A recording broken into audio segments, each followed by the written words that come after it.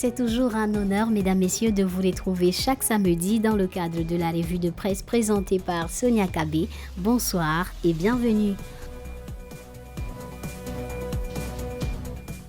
Au Nigeria, 315 élèves et enseignants de l'école catholique St. Mary's dans l'état du Niger ont été enlevés dans la matinée du vendredi 21 novembre, selon l'Association des chrétiens du Nigeria. D'après les autorités, l'école aurait reçu une directive officielle de fermeture fondée sur des renseignements signalant un risque élevé d'enlèvement, mais avait réouvert sans autorisation. Il s'agit du deuxième enlèvement de ce genre cette semaine. 25 lycéennes auraient été enlevées dans l'internat pour les filles de Maga, dans l'état de Kebbi, situé au nord-ouest, dans la nuit du dimanche 16 à lundi 17 novembre, selon les autorités.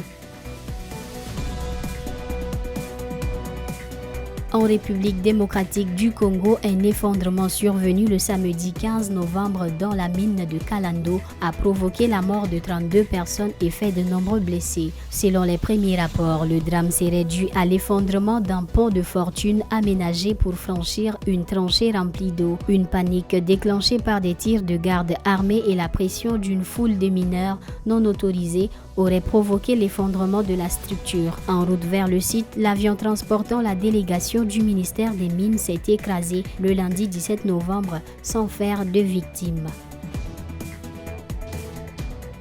L'Angola, la Namibie et la République démocratique du Congo sont menacés par le Royaume-Uni de restrictions de visa, a prévenu le secrétaire d'État de l'Asile et de la Sécurité des Frontières, Alex Nouris, sur la chaîne Sky News ce lundi 17 novembre. Cette restriction s'appliquerait aux visas VIP et aux visas de tourisme, a détaillé le ministère. Le gouvernement britannique reproche à ces trois pays leur faible coopération pour réadmettre leurs ressortissants en situation irrégulière. Ils disposent d'un mois pour améliorer leur collaboration, faute de quoi les visas seront limités.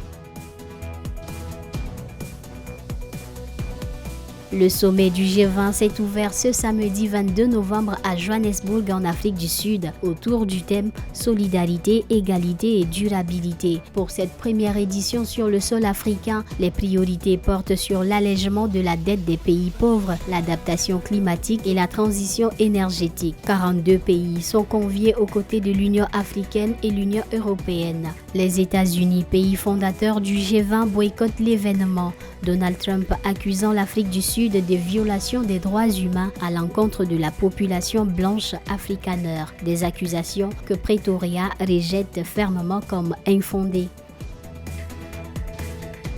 Ce fut un plaisir de vous tenir compagnie, mesdames, messieurs. Je vous donne rendez-vous la semaine prochaine à la même heure sur les mêmes réseaux pour plus d'informations. D'ici là, portez-vous bien. Au revoir.